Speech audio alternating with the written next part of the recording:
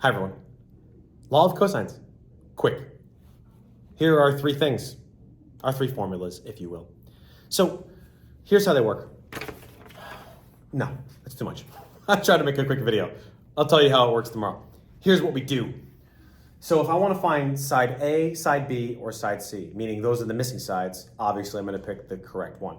If I want to find angle A, I'm going to choose here, angle B, angle C. Okay, two quick problems. One will be a side, and then one will be an angle. So let's say that I had a triangle. Oof, goodness. Okay, and that triangle is, I don't know, here. It's not a right triangle. I'm not putting a box. 10, 17, I don't know this, 103, and then we have A, B, C. Okay, I want to find AC, side AC, which is B, right? So find side B, okay, which is this. Okay, so I want to find side B, which means I'm going to pick the second formula, B squared, blah, blah, blah, blah, blah. So really what I'm doing is I'm just filling in everything that I know. So B squared is unknown, so I'm going to leave it here. That's going to equal A squared. Well, A is 17 plus C squared. Well, C is 10. Okay. Minus 2 times A,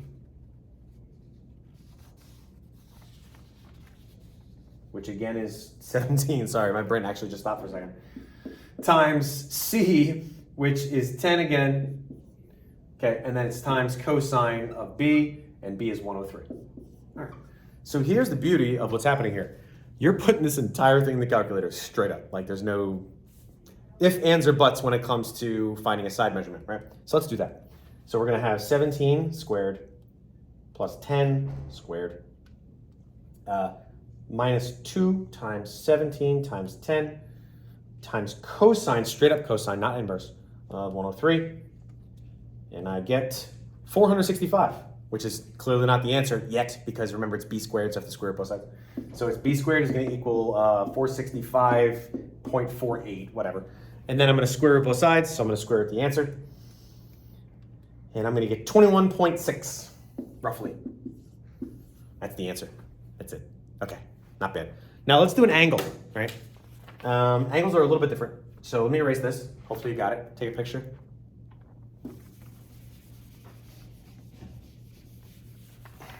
Angles are a little bit different because of the way we... Can I have your attention, please? No. We have some cars that Not my car, okay. in the maroon gym parking lot that need to be moved at this time so the band can practice. Again, there are some cars in the maroon gym parking lot that need to be moved at this time so the band can practice. Thank you. Okay, on this particular one, I want to find C, angle C.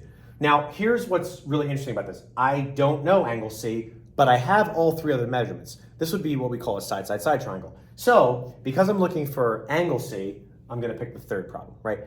But I'm gonna plug in everything else I know, and there's one little trick to this that I'm gonna explain to you now. We're at 3 minutes and 41 seconds. Okay. C is 12, so 12 squared, equals A, so 28 squared, plus 18 squared,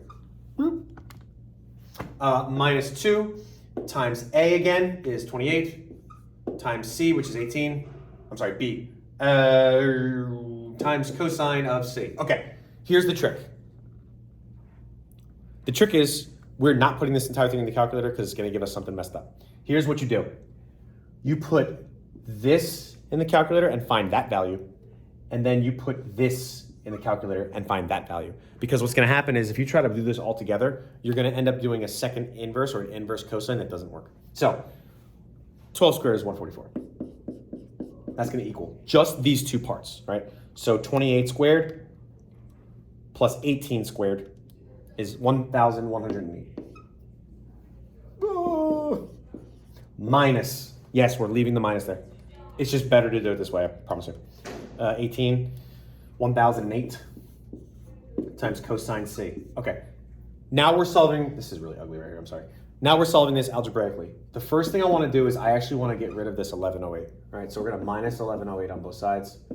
And that's going to give me negative 964.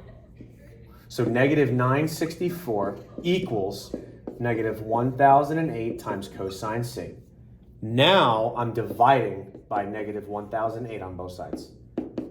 Trust me, if you try this doing it fluently, you're probably not going to get the right answer. All right? So we'll divide these now, right? So this is going to end up being some really hideous number.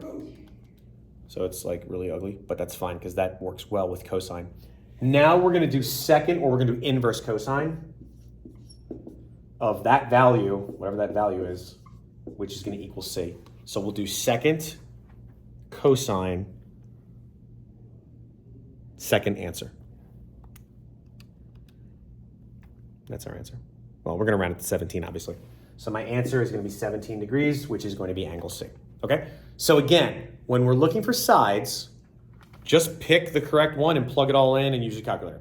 When we're looking for angles, however, we're still going to plug in everything that we know, but we're going to take like the Pythagorean theorem part first, get a value, and then do the after the minus sign and get a value, and then we'll solve it throughout that way. We'll do plenty of practice on this tomorrow, but this is the law of cosines. It's just a lot more, but it doesn't mean it's a lot harder.